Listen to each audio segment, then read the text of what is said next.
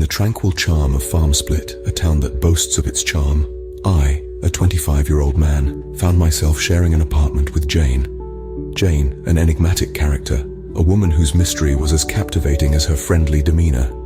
Our friendship bloomed over shared grocery shopping trips and delightful walks with Bobby and Sarah, our beloved canine companions. Yet as days rolled into weeks, an unsettling change crept over Jane. It began with peculiar midnight activities, her fixation with garbage becoming more than a mere eccentricity. The speed at which she spun around to yell at me one night, it was more than human. The simple act of sharing a living space gradually morphed into a nightmare. Grocery trips ceased. Our apartment became a haven for discarded waste. Our once shared responsibilities of caring for Bobby and Sarah now rested solely on my shoulders. Then came the day that shook the very foundation of my reality. Returning from work, the sight that greeted me was beyond horrifying. Our once cozy apartment was in shambles, the refrigerator door torn off, knives scattered across the counter, expired milk soaking the carpet. But the sight that truly curdled my blood was the lifeless bodies of Bobby and Sarah, displayed grotesquely on our walls. A blood-curdling scream echoed through the apartment, shattering the eerie silence.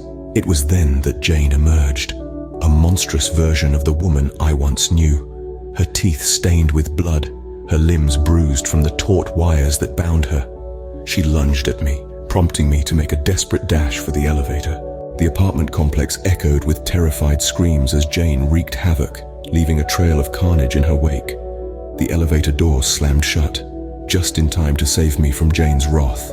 When consciousness returned, I found myself buried under a pile of garbage, surrounded by the horrific aftermath of Jane's rampage. I fled, driving as far as I could until Jane appeared once more, a terrifying apparition in the middle of the road.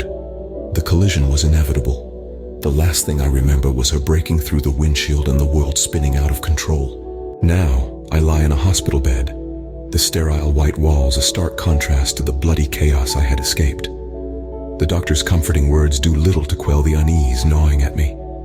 As I type this, I can't help but feel a familiar dread creeping over me. The nurses, their faces obscured by masks, their identities hidden. I can't shake the feeling. Could Jane be one of them? As the chilling thought dawns on me, I can't help but wonder, what's next?